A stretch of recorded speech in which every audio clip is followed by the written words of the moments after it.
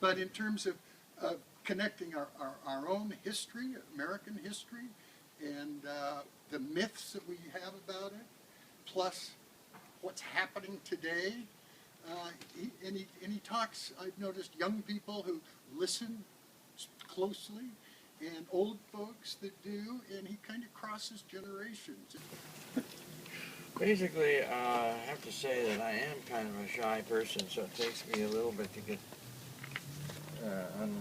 I know you may not believe that, but I actually am shy. I finally got it together to write my memoirs, which is this book, Blood on the Tracks. It's a psychohistorical memoir of my journey, weaving in all of my experiences and my political understandings with my personal unfolding. Took me a number of years to write this.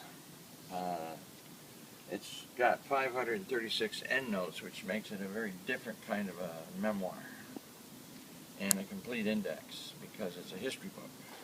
It's about. So I grew up in a very small farming community in upstate New York. I grew up in the McCarthy era. I grew up in rural America, where everybody hated communists, and J. Edgar Hoover was everybody's hero, and so was Joseph McCarthy, the senator. Everybody was pretty racist.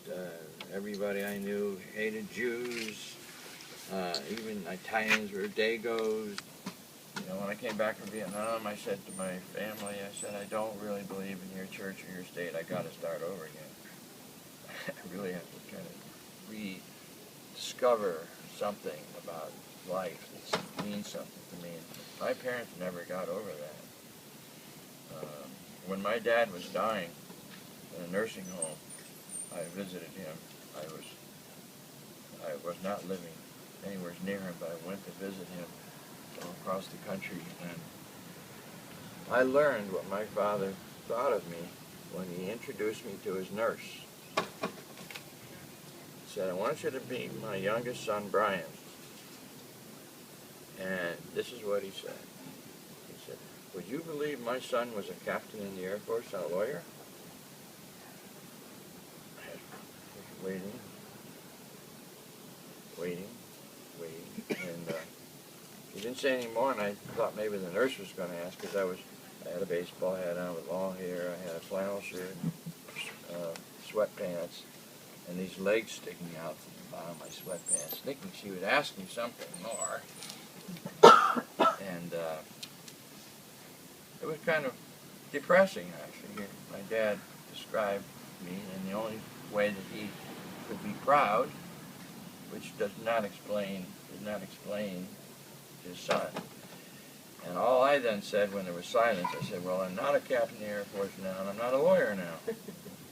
Hoping she would ask, well, what are you doing now? Of course, I didn't have a neat answer for even that. You know, the activist journey is not necessarily neatly defined.